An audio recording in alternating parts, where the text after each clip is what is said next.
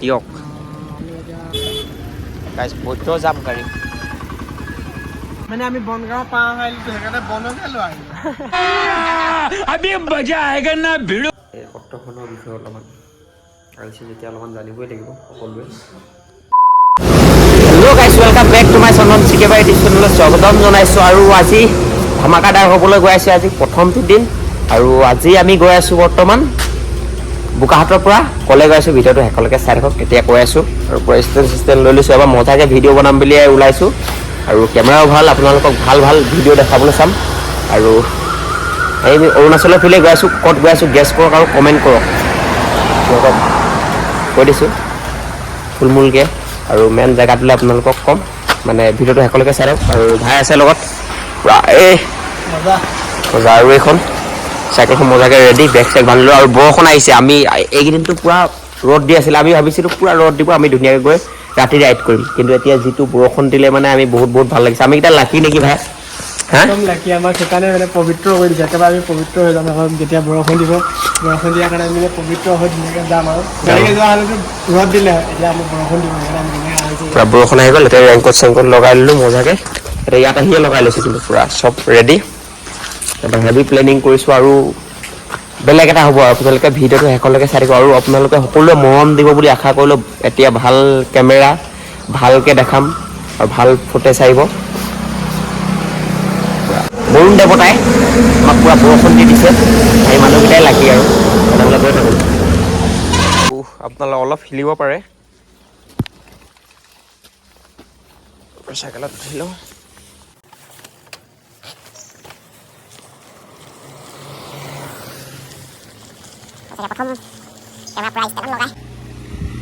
গৈছোঁ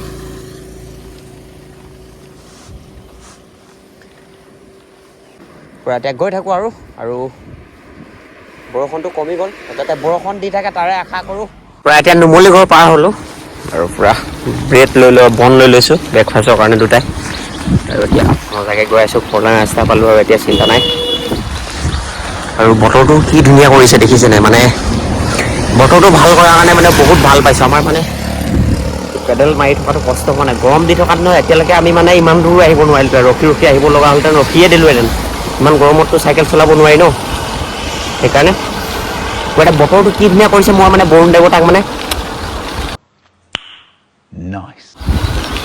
দিয়ে দিয়া তাৰ পৰা তাৰ পিছত আহি আছোঁ এইটো পূৰা ভাল পাইছে এইকেইদিনৰ আগত নগাঁও গৈ আছে নগাঁও যাওঁতে যিটো গৰম দিছে ফাটি গৈছে গৈ থাকোঁ আৰু আপোনালোকৰ আশীৰ্বাদত আৰু ইনষ্টাগ্ৰামত ভিডিঅ'বিলাক চাব ইনষ্টাগ্ৰামত মোৰ চন্দন চিকেবাৰী অফিচিয়েল বুলি আছে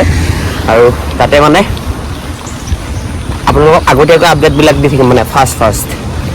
আৰু এই ইউটিউবত অলপমান পিছদিনাখন এডিট কৰিব লগা হয় অলপমান দীঘলৈ গোটেই লং ভিডিঅ'টো দেখাব লগা হয় এইকাৰণে মানে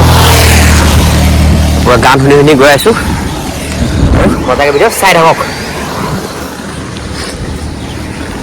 পূৰা এতিয়া বাদুলিৰ পৰা পাৰ হৈ আহিলোঁ বাদুলিৰ পৰা অলপ আগত আহিছে আৰু তাতে আমি ঘৰ এটা পালোঁ ইয়াতে আহি বহিলোঁ ধুনীয়াকৈ বন আনি লৈছোঁ ল'লে ইয়াকে খাওঁ হয় নাই ভাই একদম মজা বন খায়ে মজা লাগে বন খাবি বন খাই লওঁ মানে আমি বনগাঁও পাৰ আহিলো সেইকাৰণে বনকে লৈ আহিলো আবে মজা আয়েগা না ভিড় পূৰা মজাকৈ খাই লওঁ আৰু যোৰহাট পাম আৰু বেছি দূৰ নাই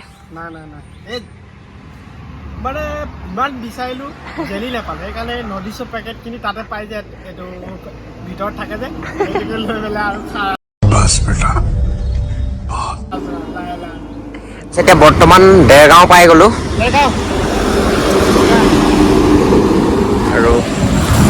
আৰু গৰমটো পূৰা ওলাই গ'ল নোলাওঁ বুলি ভাবিছিলোঁ উপায় নাই আৰু ইমানো ৰ'দ দিয়া নাই তবু গৈ থাকিব পাৰি আৰু বেছি ৰ'দ দিলে জিৰাম আৰু যাব নোৱাৰিতো বেছি ৰ'দ দিলে পূৰা গৈ আছোঁ এতিয়া আহি পাই গ'লোঁ যোৰহাট আৰু এতিয়া ভাত পূৰা মাৰি আছোঁ পূৰা ভাত খাই লওঁ ভাতটো খাই লওঁ ভোক লাগিছে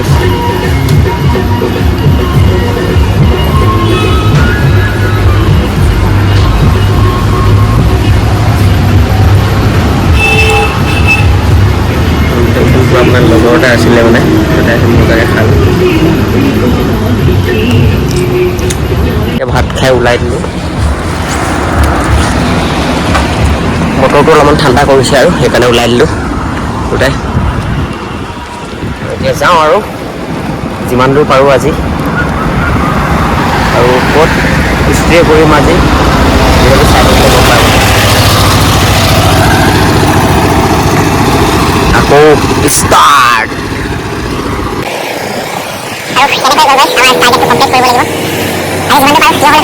আৰু এতিয়া যোৰহাটৰ মেইন টাউন বৈদ্য যাম গাড়ী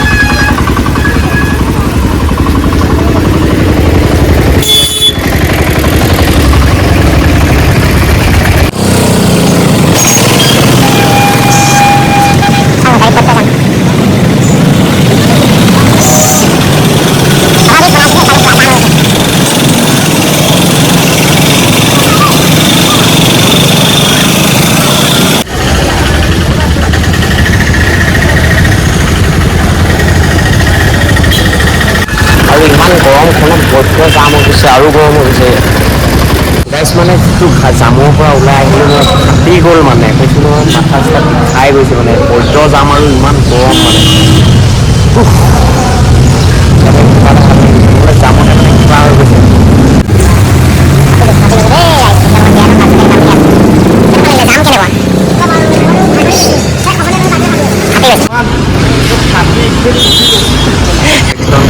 পুৰা আমাক মানে পুৰা ৰিয়েকশ্যন দিয়ে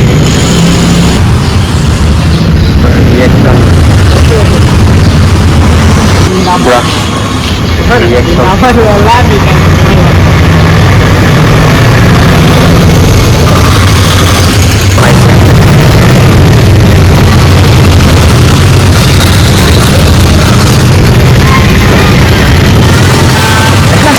আৰু বেলেগ জেগাত অলপমান ৰখিয়াত বহিবলৈ চিট নাই দিয়ক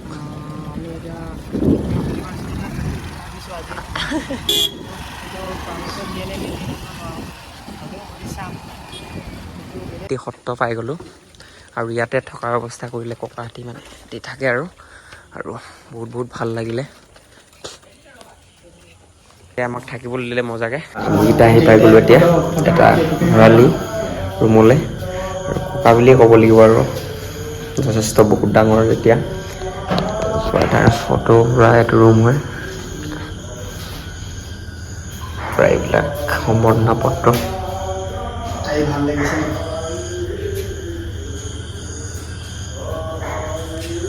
এইজনে হ'ল জানিম এই সত্ৰখনৰ বিষয়ে অলপমান আৰু যেতিয়া অলপমান জানিবই লাগিব সকলোৱে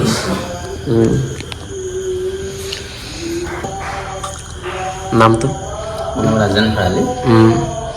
আৰু আমাৰ এই সত্ৰখনৰ বিষয়ে অলপমান আপোনালোকে ৰাইজক কৈ দিলে ভাল পাম আৰু এইখন ৰাজকীয় সত্ৰ আহোম ৰজাই প্ৰতিষ্ঠা কৰা ইয়াৰ মূল সত্ৰ মাজুলীত আছে সত্ৰাধিকাৰ বৰ্তমান এতিয়া ডক্টৰ শ্ৰী শ্ৰী পীতাম্বৰদেৱ গোস্বামী ইতিমধ্যে কেইবাখনো গ্ৰন্থ আছে তাত চাব পাৰিব নিজে লিখা কবিতা পুথি তাৰপৰা কীৰ্তন দশম ঘোষা ৰত্নাৱলী অসমীয়া ভাঙনি আৰু সৰু সৰু কণ শিশুসকলৰ ওপৰত মানে ভাল পোৱাকৈ পঢ়ি সাধু কিতাপো নিজে ৰচনা কৰিছিলোঁ আৰু যেতিয়া ইয়ালৈ অহাৰ আগত মই বিহুগীত লিখোঁ প্ৰায় বিহুগীতবিলাক লিখিছিলোঁ অসমৰ কেইবাজনো জনপ্ৰিয় কণ্ঠশিল্পীয়ে গাইছে আৰু নিজেও দিহানাম পৰিৱেশন কৰোঁ আকাশবাণী ডিব্ৰুগড় কেন্দ্ৰৰ এগৰাকী শিল্পী আছিলোঁ যোৰহাট ৰেডিঅ' চেণ্টাৰটো তাতো সংগীত পৰিৱেশন কৰোঁ নিজে সাংস্কৃতিক জগতখনৰ সকলো গীত মাতেই গাওঁ এইখিনি কৰাৰ বাবে বহুত ধন্যবাদ আৰু আমি এতিয়া চাম এতিয়া কি চাম লিখা এইখন আছে জাজিপৰীয়া সাধু আৰু দুখনমান ৰাইজে পঢ়িবলৈ নি থৈছে এখন আছে ভক্তি জিজ্ঞাসা আছে ঠিক আছে আপোনালোকে গম পালে ধুনীয়াকৈ কোনোবা পঢ়িব বিচাৰিলে পঢ়িব পাৰে আৰু কিনিবলৈ পায় ন কিনিবলৈ পায় কিনিবলৈ হ'ব আপোনালোকে ধুনীয়াকৈ পঢ়িবলৈ হ'ব আৰু ইমানেই আৰু আজিৰ ভিডিঅ'টো